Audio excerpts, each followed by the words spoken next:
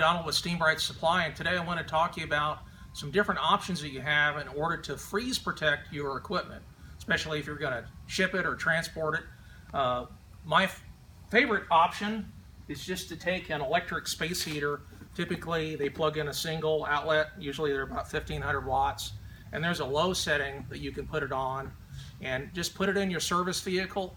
That way it protects your equipment, your tools, your hoses, and your chemicals all together. Naturally, if you put the electric space heater option in your vehicle, do it with it away from a flame source. If you have any gasoline or other flammables in your vehicle, just keep it on the other side of the truck. It doesn't have to be warm and toasty in your vehicle, just needs to be 33 degrees to keep it from freezing. Another option is that you can remove all the water from your portable or your equipment. A lot of times I just brought a portable here as an example. In the bottom, usually there's an acorn strainer that you can just unthread.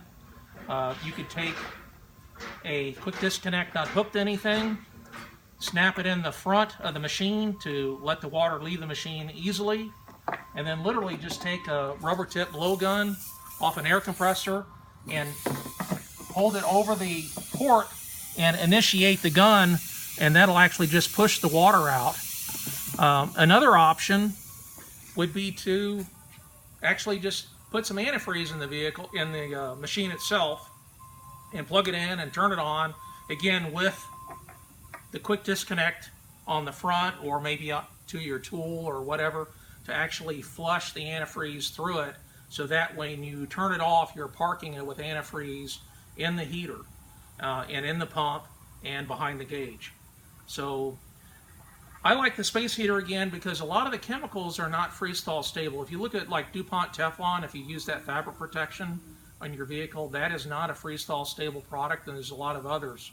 And if you just protect your machine, that's not protecting your tools, your wands.